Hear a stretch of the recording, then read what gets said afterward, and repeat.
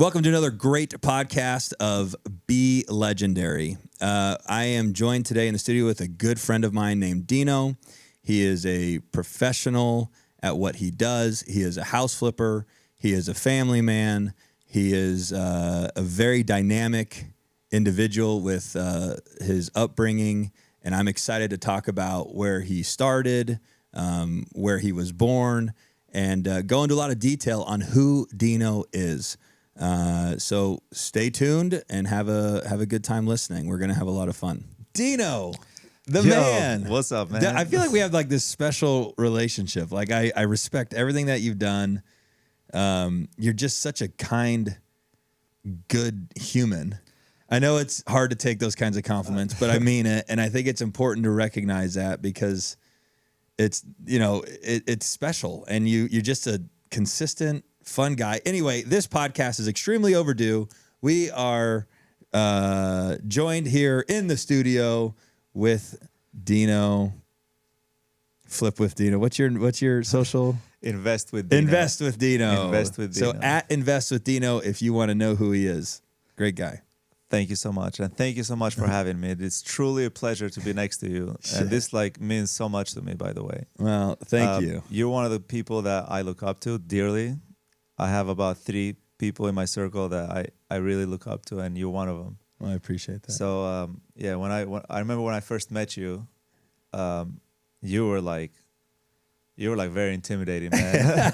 I was like, holy shit, what did I get myself into? But as time went on, you just became somebody that I truly do look up to now, and it's amazing to be here, and what you've built over here is like truly amazing and great energy and all of that. So it's beautiful because you've got to witness it all. Yeah. I mean, you're like a day one OG yeah. GGRE agent. It was Andre Laska first, and then he brought me into the space, and then we had Parker and a couple other guys that John so Davis. Were you like you were in like the first 5?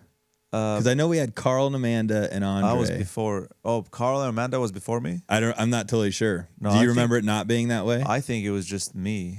Wow. So you're number 2. I think so. Dude, then why don't we just solidify that now? Because I'd love to be talking about Dino's number 2. Andre I always give him credit for being number 1. Andre was number 1, and then he's the one that brought me in. You didn't even want no agents at the time. And when I first met you, you're like, what are you doing here? You're like, what can I do for you, kind of thing, And I was like, well, I want to do some retail real estate, and I want to flip houses. And I remember these words. You were like, oh, so you want to flip houses now? And you were very, back then, you were very territorial. Very, yeah. And you're like, oh, so you want to flip houses now? I was like, yeah. I was like, I got like 150 grand, so, I want to do a house here and there, but also retail. And that's what ended up happening anyways. Yeah. I started doing a lot more retail in the beginning, and then I transitioned into flipping houses. And you've been very successful at it. I hope I like to think so. I came from very little money that I saved by working night jobs like bartending on the strip and stuff like that. And I just kept saving. I lived with my parents for a long time. Work. I remember I purchased a house in 2009, and I rented that out. And I just kept paying that one off. And you were living at mom's? Living with mom and dad, yeah. Yeah. So you had a rental is still at mom's. That is amazing. Yeah, I was doing that, and whatever rent I was getting, I was just putting it towards the house. Whatever I was making, I was putting it towards the house, because back then, being a kid, I would spend money going out and drinking and having fun after work. So my parents would always be like, hey, if you keep all this money, you're going to spend it. So why don't you just pay off your house? Sure. So I ended up paying my first house, paying off my first house. house. Did you actually pay it off? I paid it off. Wow, you really hammered it hard. Yeah. Wow. I paid it off right before I got married in 2014. So did you get that prenup signed? No, I don't. I trust my wife so much that if anything were to happen, it's because of me, not because of her. I'm with you. I have no prenup either. So yeah. And at that time, we were so young, man. I had one property, so I would, to find out who you really are, I would pay that kind of money, especially for a life partner. You know what I mean? If you have bad intentions, and you're gonna stick it to me for 200 grand or whatever the property was worth at the time, then I think it'll be worth to find out who you really are. You know what I mean? That's a powerful statement. Yeah. That's almost more powerful than a prenup. Yeah. No, really. And fast forward now, like now she can, get a lot more than 200, but But I would argue, for the time being, I was okay with losing whatever I had, just, but I knew my wife was, she had good intention towards me. She always pushes me to this day. She always pushes me to do things correctly and to do things the right way and to do good things. You know what I mean? And always and improve. Sure. So. And I would argue from my perspective with my wife, and curious if you would agree, what I've accumulated to date from when we got married, 100%, she's been a major component and factor in accumulating everything that we've got today. So now I feel like if nothing would happen, we're kind of down this rabbit hole that I don't think is worth going down. But if something did happen, I'd have no issue. I'd go, you know what? You were here when I had nothing. You helped me build this to where it is, or I helped you build it, however you want to look at it. And I believe you're entitled to half. I don't think I'd fight. No, 100%. I'd go, you know what? And then once you have your kids involved and stuff like that. I want my kids to live a good life, whether they're with me or with my wife. If that would happen, I hope that never happens. Yeah, I don't think if it happens, like 100%. What do you know what I mean? Like she's been there since day one. Yeah. And arguably, in my situation, since I met her, she always when I first met her, I was a barback at the Orleans. She really loves you. Loved you. So she's like, after we were dating for a while, and at this time she was like 18, 19. She was very young. I was like 22, 23. So she's like, is this what you're gonna do? She's like, you like being a barback? I was like, I'm making like $60 a day. I was like, yeah. I was like, I'm killing it. I'm doing good. Yeah. And she's like, why don't you be a bartender? I'm like, well, it's not that easy and for people that are in the industry, it's not as easy to move up to a bartender when you're a barback. There's like seniorities and unions and all those other stuff that you have to start from the bottom, and it kind of sucks to move up the ladder. And once you have a good position as a barback, then you make good money, you're comfortable, you have the same schedule, so it makes it inconvenient to move up. You know what I mean? Sure.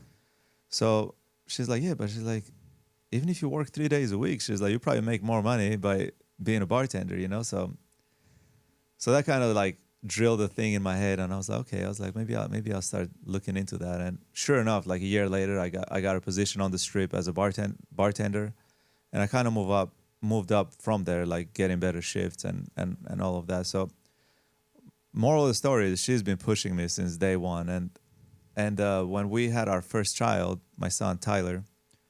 She's like, hey, this is great and all. You have the union job and making good money as a bartender, and you have a set schedule, and all of that is great. But she's like, wouldn't it be nice to have to create like a good culture in our family, meaning like, be able to have dinners together at home, at night, because having those jobs, you work at night. Yeah, that's where the money is. She's like, wouldn't it be nice to have like dinners and create a culture in our family? Because we never had that. Our parents are immigrants, so they worked wherever they could get work. They work wherever they can get into. I was like, yeah, that'd be nice. I'm like, but I was like, there's no money to be made during the day, She's like, well, why don't you look into something else? She's like, why don't you do real estate? She's like, you have a house. She's like, you always talk about, even back then, like I would watch these shows that flipping shows. So I'm like, man, I would like to do this or whatever. So she's like, why don't you look into flipping houses? We have a little bit of money, and I was like, okay, well, how do I do that? I was like, maybe if I get my license, my real estate license, I was like, then I can maybe flip houses, That is totally not true. Just because you get a license, that don't mean you can flip houses. So I got my license. Took me a bunch of tries to pass that thing. And once I got my license, I'm like, cool. I was like, now I have access to the MLS. I'm like, not the deals are going to line up. Right. Waiting for you to pluck one. You could pick the best. Yeah, for sure. That was definitely not the case. So I joined this group, this real estate company, this real estate brokerage. And every time I see the broker, I'm like, hey, how do I flip houses? You know, how do I do this? He's like, man, I don't like flippers, man. Flippers, you know, scum of the earth, you know, this and that. I'm like, I understand. I was like, I want to learn more about that space, you know? So he ended up hooking me up with these guys that at that time they claimed that they flip houses. So I joined their group. They asked me how much money you got. I told them, I was like, listen, I'm here to learn. I was like, whatever splits you guys want, I'm in, and we'll just get this going. So I joined them. A few months go by, it ended up not working out, to say the least. So I left that space, and I talked to Andre, and he's like, hey man, he's like, you can come with me. He's like, but it's not going to be one of those brokerages that is going to teach you, you know, to be a retail agent or take you from 0 to like 100. You know what I mean? You got to just kind of take it out on yourself and learn, you know? So I was like, dude, I'm in, you know, whatever you say, I'm in. And I hooked up with Andre, and he's the one that helped me out tremendously to come up, to learn about flipping houses. He kind of took me by the hand a little bit. The first flip that I ever did was with him. So we partnered up. I put some of the money. He put up most of the money, and we ended up flipping this house. And I think you had one over there too, on Rome Street.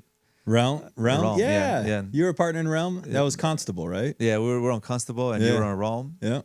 So we purchased that house together with Andre, and that's the most money I've ever made. At that time, I made my first check in real estate, and at this time I was in about 6-7 months into being a realtor, or having my license, and I was working like almost every day towards this goal, and going home every month, and like there's nothing to show for it was kind of like it brings you down a lot, and that's why a lot of agents, I think, fail. Absolutely. Because first 6 months is like you're probably not gonna make anything, you know. And after that, that's when things start lining up and start working. So I made my first check with Andre, 20 grand, and that was like the best feeling ever, man. And then it was like drugs. I was like, how do I do this? How do I get more of this? And that's how it started. And from that point on, I've done many other deals with Andre since then, and I'm thankful to know that guy. You know. Yeah, I'm thankful to know Andre too. I think he's a quality guy too, and he's done a lot of incredible things with his career that are fun to watch and witness and be a part of. Sure. I think back to that 6 months statement. Because I think we should double down on that for folks listening to gain value, is it's not that you don't make any money, which is true. It's not that you're not making any money. I believe whatever I'm investing my time, energy, and effort in today in this moment is for the next 90, 120 days. You know, so when you get paid, you're really getting paid for all the time, energy, and effort you invested 120 days ago. I think it's pretty similar with our flips. You know, when we start looking for a home, that could take 2 weeks. If you know, it could be quick, but let's call it 2 weeks. Then you got to close it, which takes a week and a half. Then you got to renovate it, which takes 4 to 5 weeks. And then you got to sell it, which could take 30 to 45 days. And you accumulate all that, and you're like, man, I made 20. You know, that's what I think the misconception of real estate is I made 20 grand, and everybody's like, man, he made 20 grand in a day. Yeah.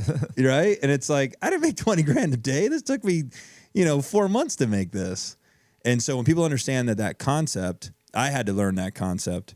It's like, if I want to make money in 120 days, I need to be focused on what I'm doing today. And then once that machine gets rolling, then, you build up your pipeline, and over time, that thing becomes a little smoother. You're getting paid all the time because you're working all the time. But I thought that was important to kind of for sure. touch on. And here's the thing with that too, like coming from an employee background, and which most people that get into this space, they come from an employee background. You're used to like getting paid, especially in the tip industry. You go home with $200 a day, you're like, cool, Yeah. But when you invest 6 months, then slowly you start getting discouraged. You know what I mean? Then you start getting discouraged even more. But once you hit that first check, or once you start making money, then you see, okay, well, I get it now. It's like I'm a farmer, so I used to be a farmer. So No, you're a farmer. You just don't do it anymore. Yeah, so it's like planting something. When you plant it, it doesn't. You don't get the fruits like today. It comes once a year. Or it comes like at the end of the season. So same thing with real estate. You plant the seeds, and then slowly you collect at the end of the season or whatnot. And I didn't understand that when I first got into real estate, and I was close a few times where I was like, man, nothing is going my way. I'm like, why is this happening to me? Like I got screwed on a deal that I was supposed to make some money, and I'm like, man, this is terrible. I'm like, why can't things just go right for like a month, But maybe that was a test, who knows? I think it's learning. Yeah. You each time that we're like dumb newborns that get into a space, and we're like, well, and the newborn's going, why can't I walk like that adult? Why can't I eat like that adult? Why can't I make it to the bathroom, like that adult? And it's like, because you got to learn all that shit. You got to crawl, you got to fall, you got to, crawl, fall. Then you can hold on to the edge of the table and, get your balance. And the more things that don't go your way, the more like shit you're getting out of your way. It's like, okay. And then sometimes you say to yourself, okay, I got all this stuff out of the way that's not going my way. And then you get another batch of it. And you're like, fuck. Probably to your point where you're like, damn, I got to navigate through all this. But each one of those is a moment where you're like, I could be better. I can avoid this one next time. I could be better. I can avoid this one next time. That's what I think I've taken away from this arguably pretty treacherous journey that I've been on, is each win, loss, obstacle, challenge has just made me a better business person. It's made me, it's created, what was funny is Aaron summarized this, because I'm explaining to Aaron different things, as I'm sure all of us in the office are. He's like, man, now I'm seeing all the scar tissue. I'm like, yeah, because I've been down so many roads. It's like, how many back alleys have I been down, and how many times have I gotten into a fight in that back alley? Now I can walk down a back alley and either protect myself or make sure that I don't walk down it at all. But I wouldn't have known that unless I tried it. And I think that's where I commend you and Andre and Kostika and even Aaron at this stage, and lots of people that have been in my life, is they had the balls to walk down the back alley. And that's where a lot of people just won't do it. They're like, no, I've heard bad things about that. Yeah. But you got to walk down it. And if you walk down it, you're going to get your ass kicked the first time. Now you got a memory of the pain of what it's going to feel like to get your ass kicked. So now the next alley, you're going to go, I don't know if I want to go down that again. I know what it feels like to walk down it. For sure. But the reality is you got to walk down it again. Yeah. And you got to catch an ass whooping again. And then now you got to double. It's like boxing.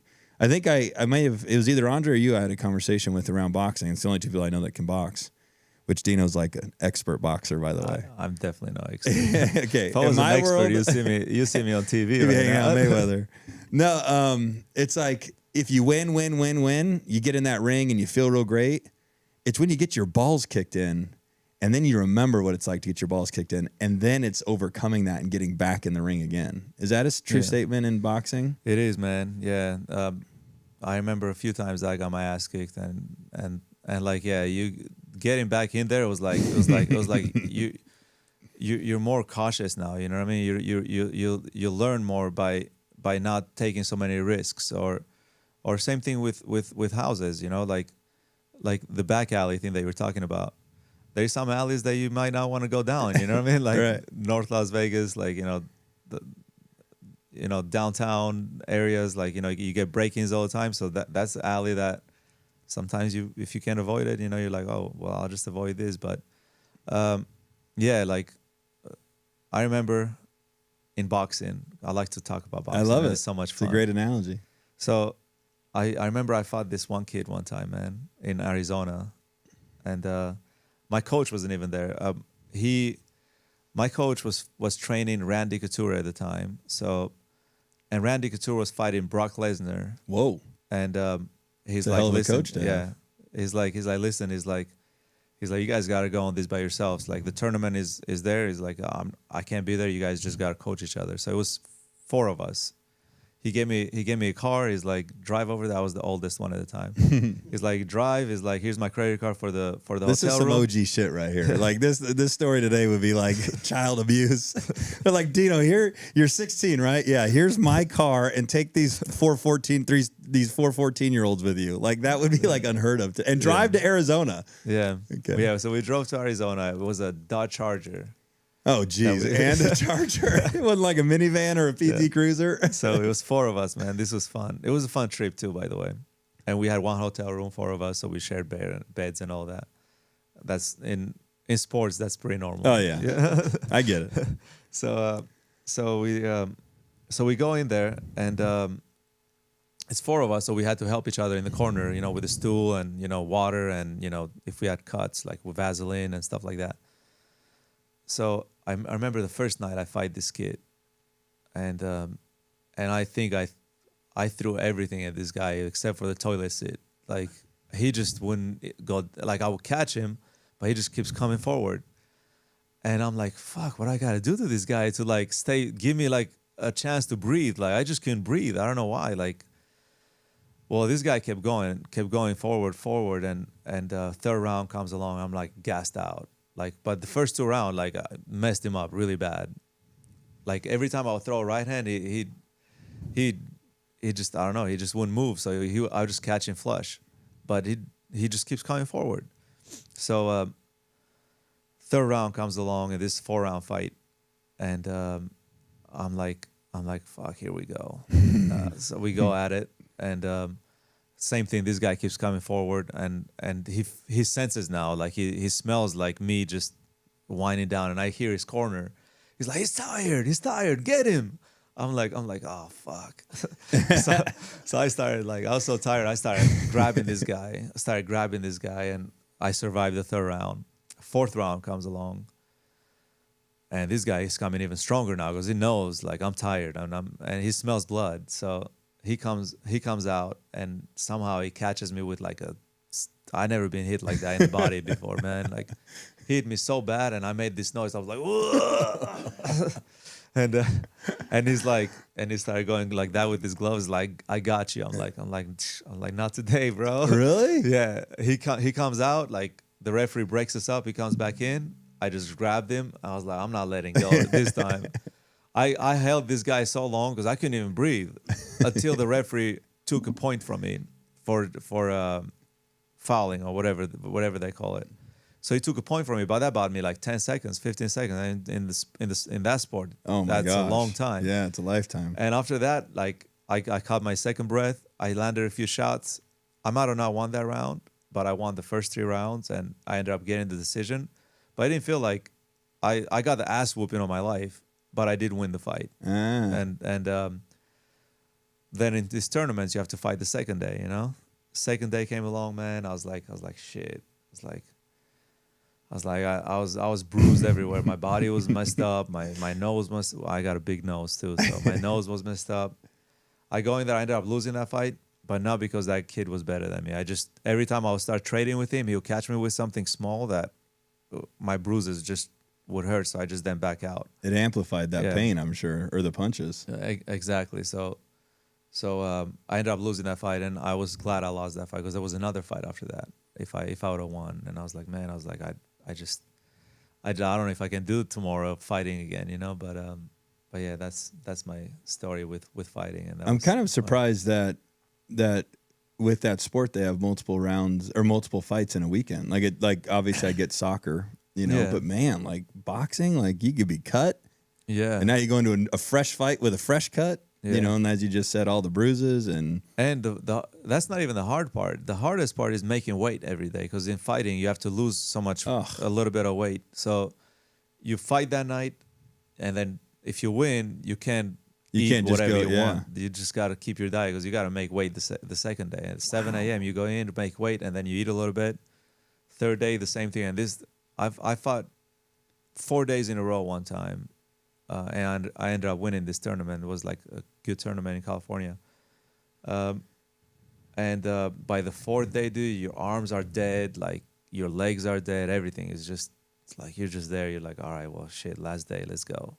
Do you attribute a lot of your mental strength, because you got to have mental strength in this game, in all of our game, I think, in our marriages, in our being fathers, and then in our businesses? Like, I think mental strength is huge in all three of those departments. Do you, attribute a lot of that to what you learned boxing? For sure. So growing up, like, Not to mention your upbringing. so so growing up, like I was not as confident kid, you know what I mean? Like I was like very quiet. You know, I wasn't one of those kids that like would get into trouble, or you know what I mean, like get into fights and like say, oh, I beat that guy's ass. I think most fights that I've been through in streets, like I got my ass kicked. So boxing like helped me out so much on that growth, like confidence or the consistency, you know. Like I come to work every day, you know. But I think I got a lot of that from the sports, you know, from doing the sport, and the consistency, the routine, like the discipline of being on a diet for like a month, not going out with girls. Not that I had that many girls. I get it, you know? chasing. Yeah. But not going out at night, you know, like all these disciplines, like I've learned a lot from boxing, and also when you walk in the ring, man, it's you and that guy. Like one of you is gonna get ass whooping. So you And can't it's a blame 50-50 shot. Yeah, you can't blame it on your teammates. Like when you play soccer, for example, Yeah. there could be a few teammates that make a couple of mistakes, you lose the game, whatever, you know what I mean? But in boxing, it's just you. Like it's you and that guy, and that guy is coming to take your head out.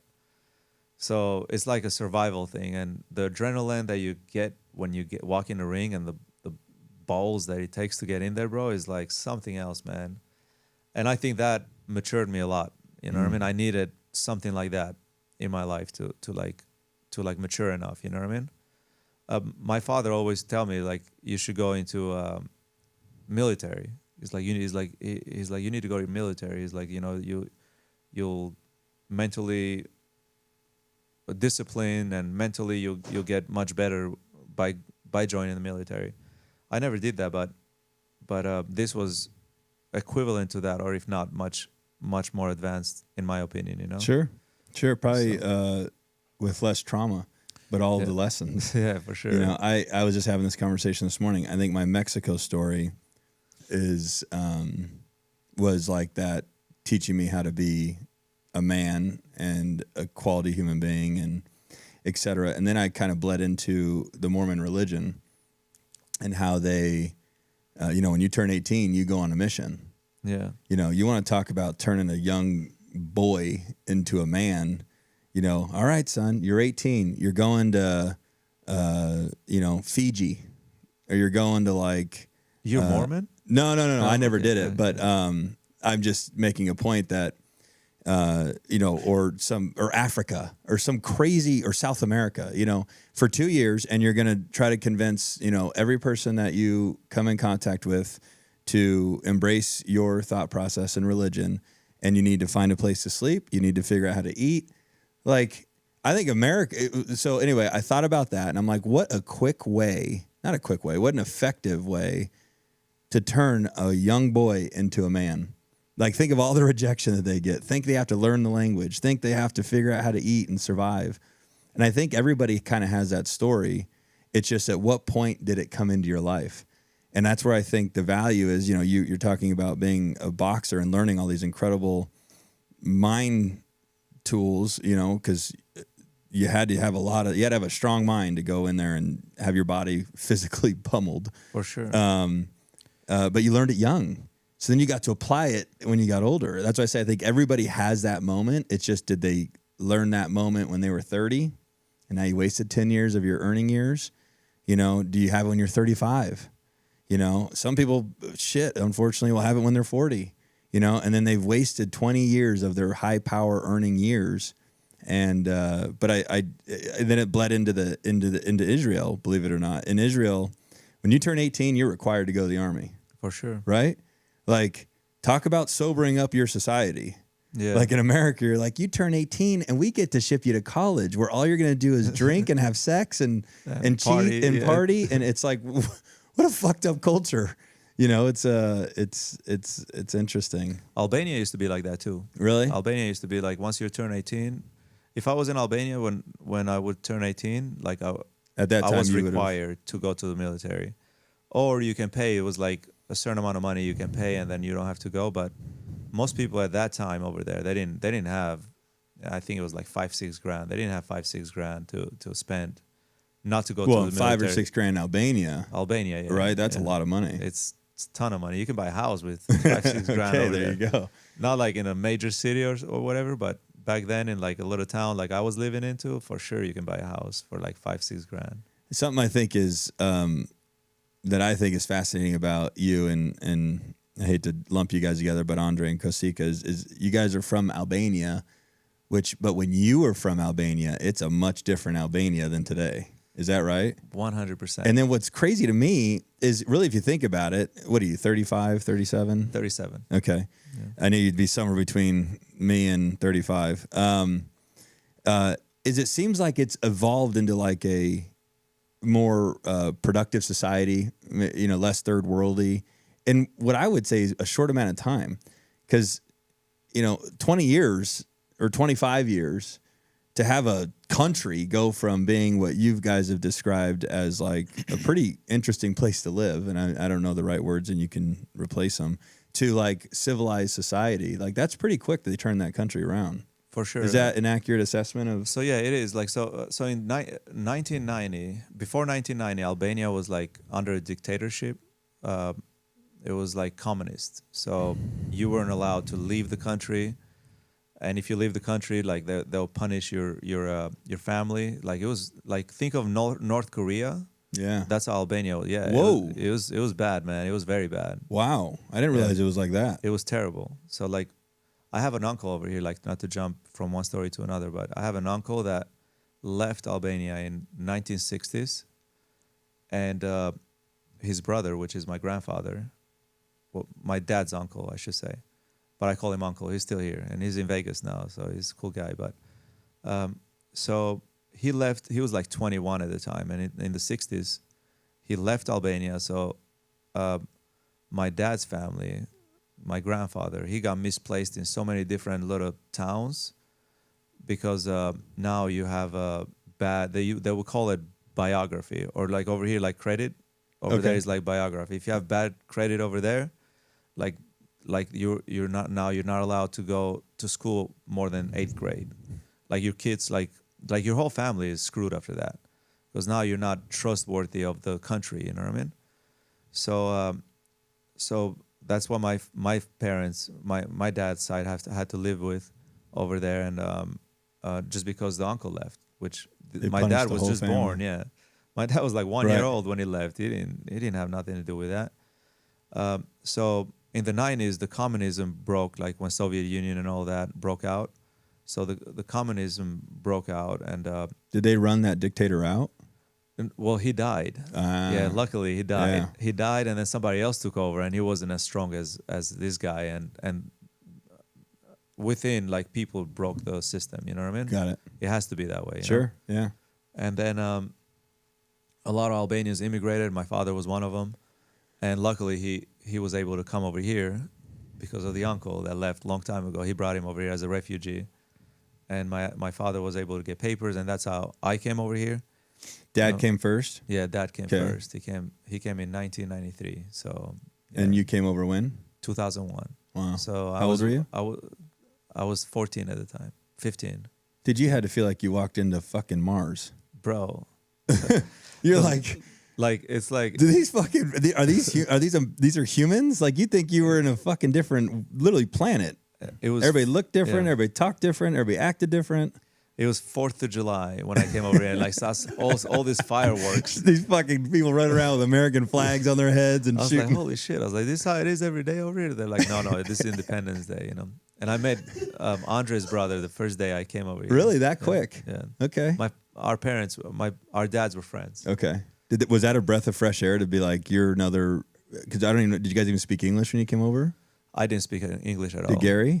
Gary had been here for like 5 years at the time, Okay. so he knew English, and we went to the same school, so he helped me out a lot.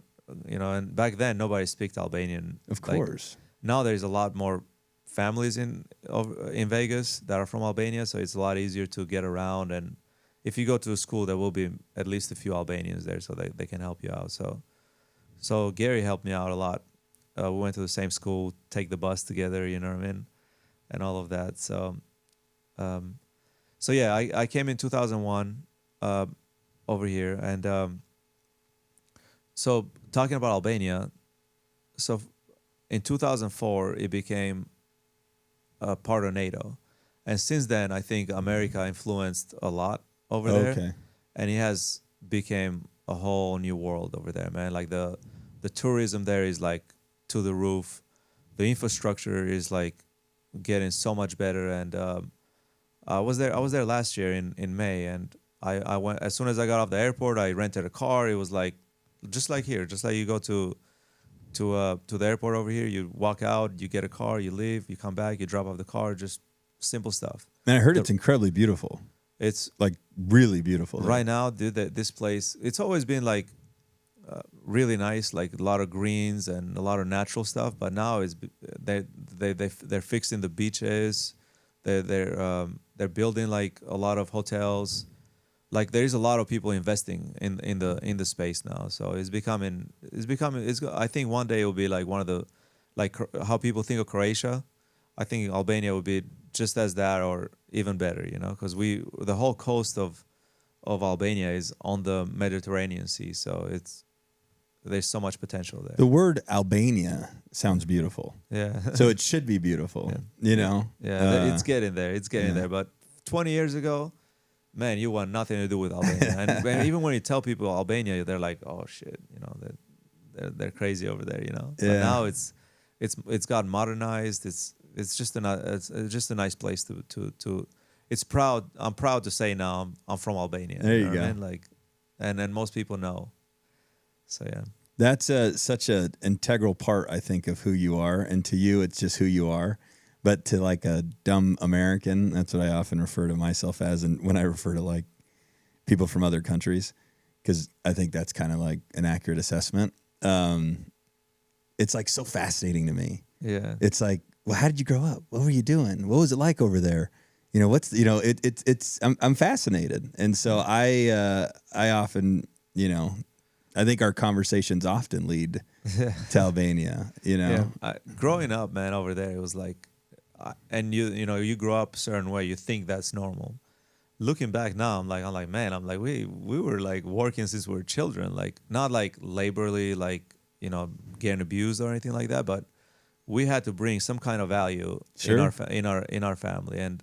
And since my father left over here in the early 90s, like not having a father over there, like you had to pull some weight. Yeah, you had to pull some weight. Like, whether it was like in the ranch, or we had like cows and things like that you had to help mom out.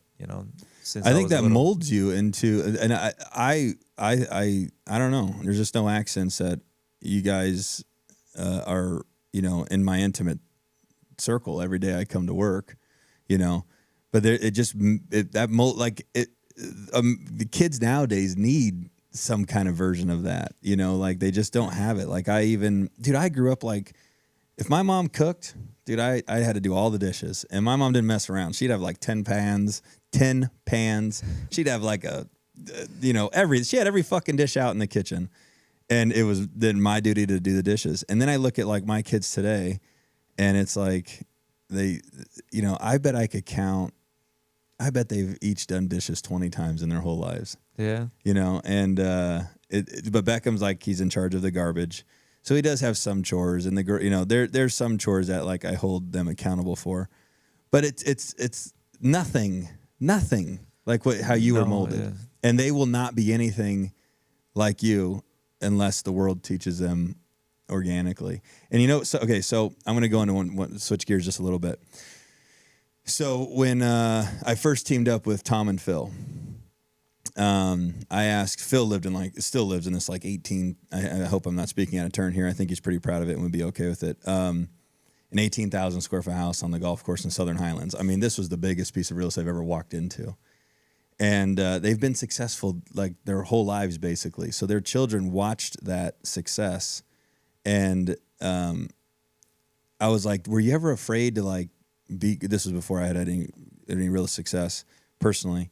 And I was like, were you ever afraid to continue to live this big, bold life that you've totally entitled to because of all the work? Those guys have a great upbringing story too, because of all the work you've put into this, and then have it negatively affect your kids. And he's like, I'm not going to suffocate the way that I live because of what I want my kids to become.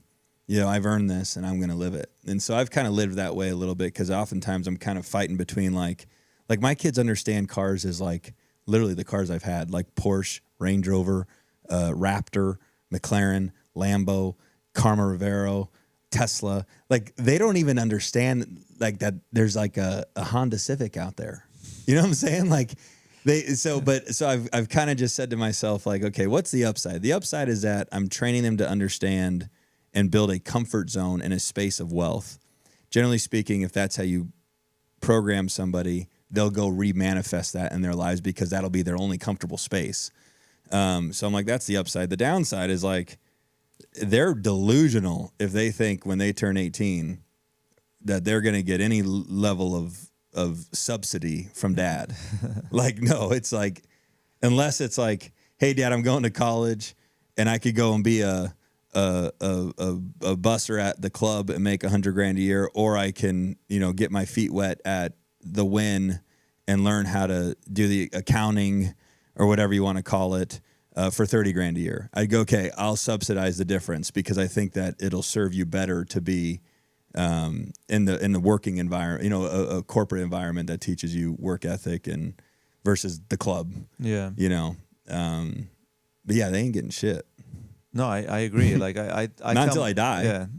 Even then, like, well, I mean, like, yeah, then they can have whatever is left. But I don't like, and me and my wife, we talk about this all the time, and we tell our kids too. We're like, hey, whatever we're building, don't think that you're going to be like, oh, you're going to get it handed to you one day. You know, you might, and if you do, great. But I'm like, don't try to bank on us leaving you something behind. You know, and go out there and get what's yours. You can do way better than us because now you have all of this knowledge that we had to learn the hard way. Yeah. And you're going to get it much easier than that. We're going to tell you what to do. We're going to help you to get there. You know what I mean? And I think Steve Harvey said something that was like spot on, man. And I listened to this guy. He's a good motivational speaker. He's really good. He said, it's not about what you leave your kids when you go. It's monetarily wise. It's what you leave them right here, you know? And I think if we teach them enough, to be able to, for them to make their own money and be successful on their own, they're not going to need our stuff. You know what I mean? Like, I take myself, for example, my parents have a little bit of money and they're doing great for themselves, you know, for their age and coming over here in a very older age, you know. I'm not looking forward to get their stuff. I'm like, hey, spend everything. I'm like, leave nothing for me. I'm like, I don't want anything that you guys have. I'm like, just go out, enjoy your life. You're about to retire, you know, buy the nice cars that you never had and they still don't.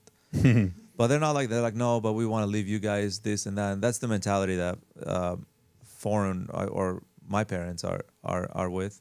They're always thinking for the next generation, you know what I mean? I'm like, look, I'm good. I'm like, I don't need anything from you. I'm like, I would be more happy if you spend your money on yourself than leave something for me, you know? And I want my kids to be in the same space too, you know? When they get in my age, I want them to be successful enough to where like they're not going to need my stuff. And if I leave them, whatever I leave them, which most likely I'll leave them whatever I got, but that'll be just an extra thing for them, you know? Yeah. I think what I want to be remembered at is what I would want to be I'd want to remember my mom as is that she spent the money she has on herself first, because she's entitled to that. It goes without saying, but on us, with us. Does that make sense? Like, and I think that's kind of legacy I want to leave is like my mom, I don't want any when she dies.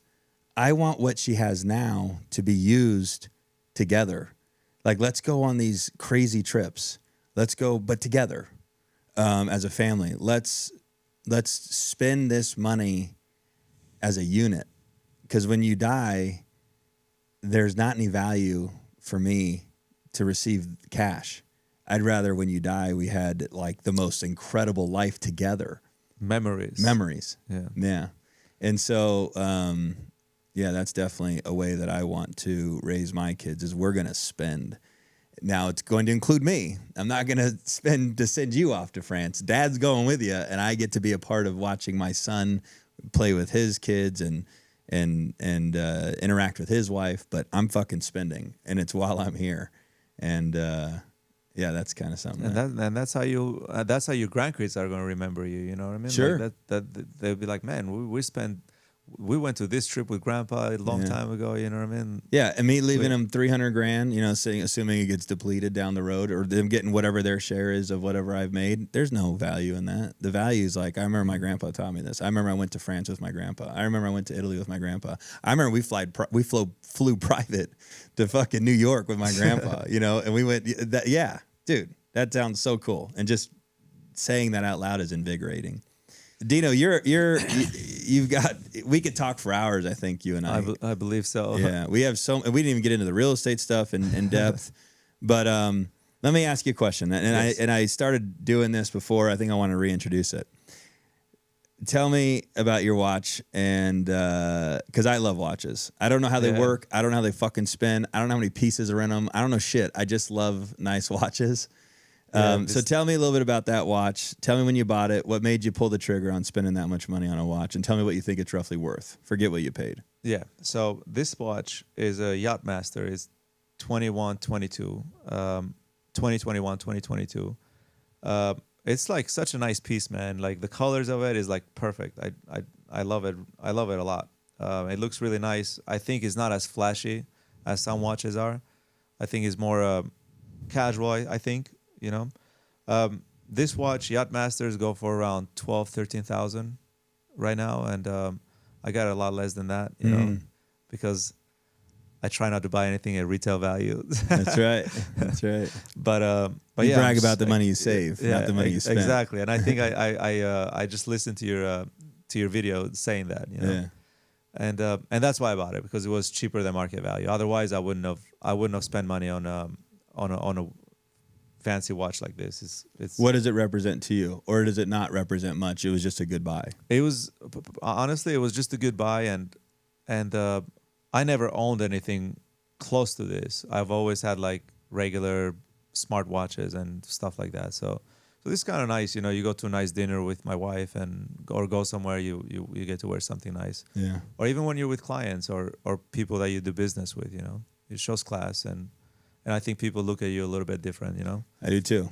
And I think it's a very shallow statement to say that, but I think the world needs to understand that nonetheless people look at you different. So you might as well capitalize on that.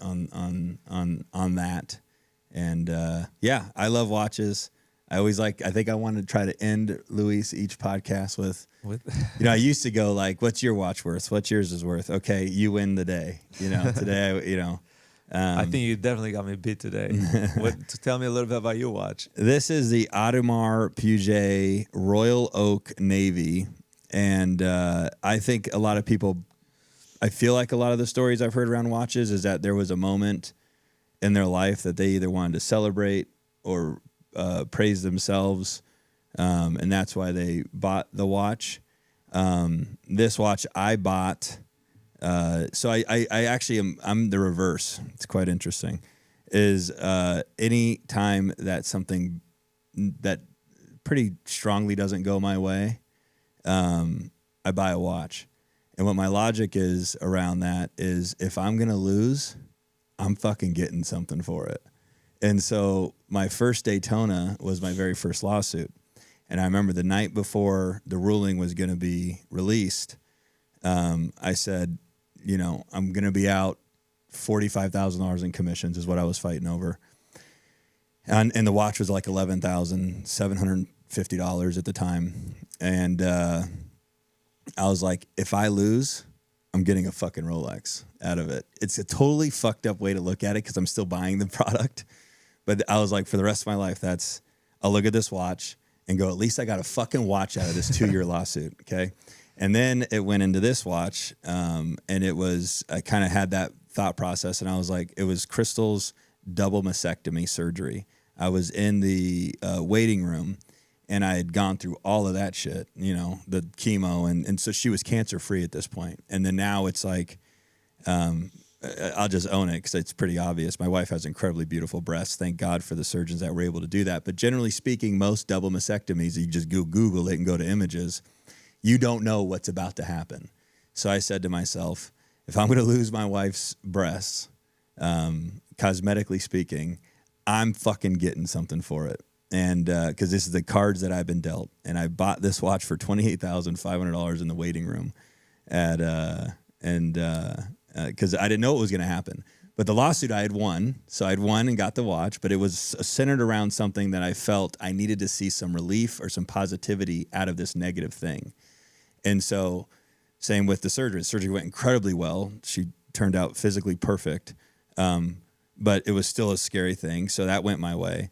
And then I've got a story for every watch. Oh, and then that lost $63,000 on a flip last year. Last year? Yeah. Or 22. 2022. Yeah, at the end of 22. Yeah, everybody lost.